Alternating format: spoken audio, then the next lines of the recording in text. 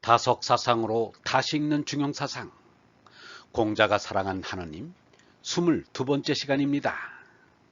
오늘은 충소위도 불원, 충소의 길과 벗음이 멀지 않으니라 라는 제목으로 말씀드리겠습니다.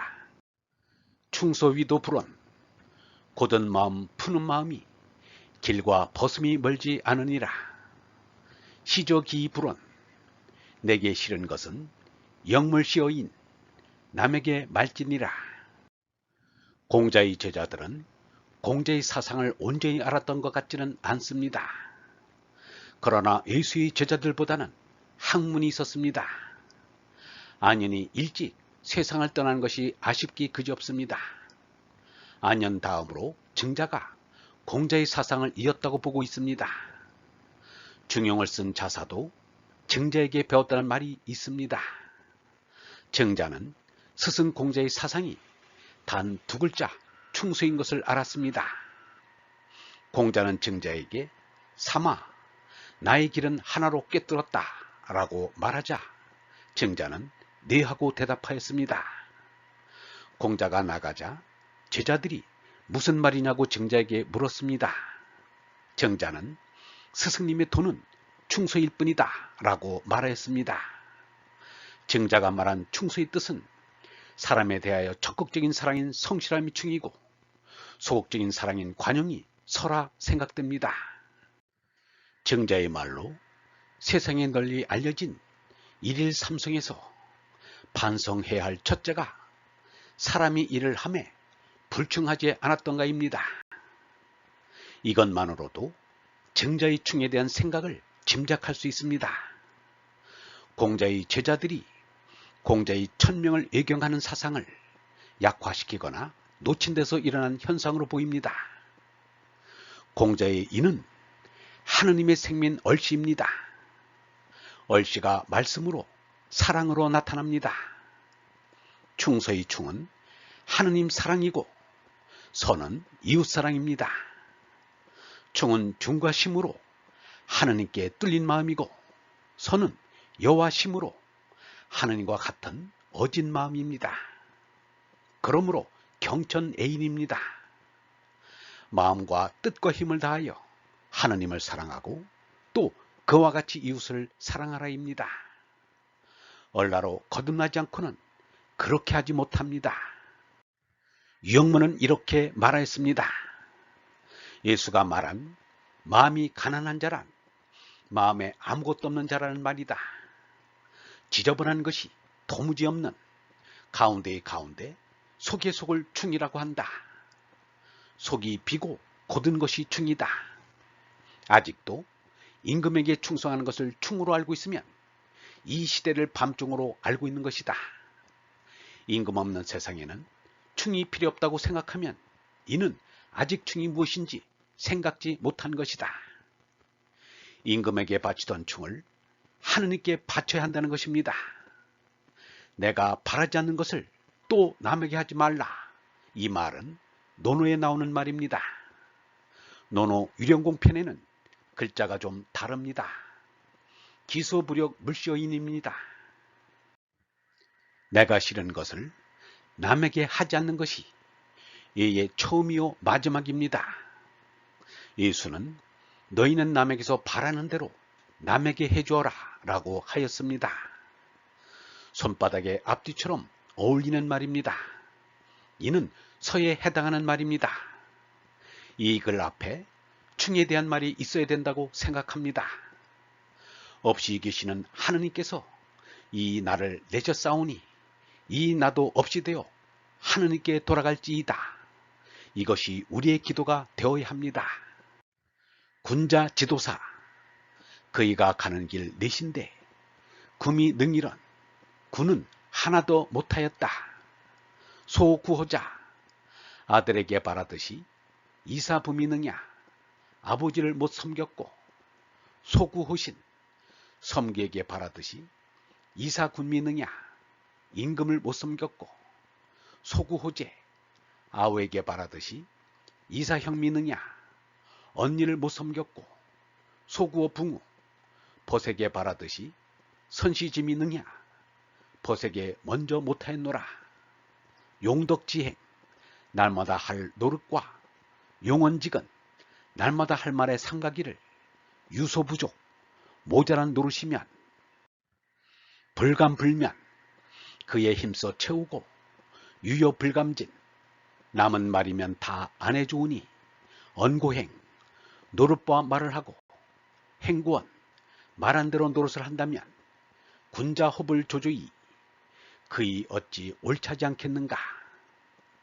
용덕지행은 다음 행의 용은 지금과 같이 용행지덕으로 보아야 옳습니다. 용은 일상 일용의 뜻입니다. 날마다 할 노릇에 어짐이라 하는 것이 맞습니다. 용어는 일상에서 쓰는 말입니다. 호는 어찌, 조조는 옳차다 알차다 성실하다의 뜻입니다. 이는 어조사입니다. 서경에 이런 말이 나옵니다. 순임금이 신하 설에게 이르되 설아 백성이 서로 친하지 아니며 오품이 순하지 아니하므로 너를 사도로 삼나니 5가지 가르침을 공경하여 펴되 너그럽게 하라. 여기에 오품은 부모 형제 자 사이의 도의를 말하고 오교는 부자유친 군신유의 부부유별 장유유소 붕우유신의 오륜을 말합니다. 여기 중용에서는 부부유별 장유유소가 빠지고 형제 우애가 들어있습니다. 사람은 사람 사이가 중요해 사람을 인간이라고 말합니다. 공자는 이 4가지 가운데서 하나도 하지 못하였다고 말하였습니다. 논어에는 군자 지도가 셋이 있는데 나는 하지 못하였다. 어진 이는 근심하지 않고 슬기로운 이는 흘리지 아니하고 날쌘 이는 두려워하지 않는다 라고 하였습니다. 유교는 하느님과 관계를 잇는 이는 모든 백성을 대표한 천자인 황지 특권으로 생각하였습니다. 그래서 천재는 천자 밖에 못 올리고 그 밖의 사람은 올리지 못하였습니다. 중국 사람인 오경웅은 가톨릭 신자가 되어 마음 놓고 하느님께 직접 기도를 올릴 수 있게 되니 자신이 황제가 된 느낌이 들더라고 말하였습니다. 서민들에게는 가족 윤리가 중심이 되고 거기에 붕우 관계와 군신 관계가 끼어 있을 뿐입니다. 다음은 효도에 대한 유영무의 생각입니다. 유교에서는 위를 받든다는 것은 부모나 조상을 받드는 것을 말한다. 조상을 받들고 아래 권속들을 거느리는 것이 인간의 본연이라고 말한다. 이것은 태극에서 음양만 말하듯 그 윗자리 묵을 잊은 탓이다. 유교가 활발히 발전을 못 본 것은 이 근원을 잊었기 때문에 그렇다. 천상, 하느님을 생각하지 않았다. 사람은 하느님에 대한 효를 잊어버린 지 오래이고 아버지를 하늘같이 아는 것을 효라한다. 부모보다는 하느님 아버지가 먼저라야 한다. 천명에 매달린 유교가 망천을 하여도 이만저만이 아니다. 효도를 곧잘 하다가도 장가가서 자식 낳으면 그 효도가 쇠한다고 유교에서 말한다. 나는 천도가 쇠하는 것이 처자 때문이라고 생각한다. 왜 그렇게 되느냐 하면 근본 영혼을 추원하고 사모해야 하는데 전향하여 제 아내와 자식들을 거두어 먹이겠다는 욕심을 쫓느라 그렇게 된 것이다. 효도의 실상은 하느님에게 하라는 것이다. 하느님을 바로 아는 사람은 부모에게도 최선의 효를 할 수 있다. 하느님에 대한 정성이 곧 부모님에 대한 정성이 되고 만다. 이 근본 이치를 모르기 때문에 오늘날 소름받는 어버이들이 많다. 율곡의 경몽요결에 이런 말이 있습니다. 형제는 아버지 어머니로부터 끼친 몸을 함께 받았다. 더불어 나와 같은 한 몸으로 보아야 한다. 먹을 것과 입을 옷이 있고 없음에 모두 함께함이 마땅하다. 설사 형이 굶주리고 아우가 배부르거나 아우가 춥고 형이 따스하면 이는 한 몸 가운데 한쪽 지체가 아프고 혹은 성함이라 몸이나 마음이 어찌 두루 편함을 얻겠는가. 이제 사람들이 형제간에 서로 사랑하지 않는 것은 모두 부모를 사랑하지 않는 연고에서다.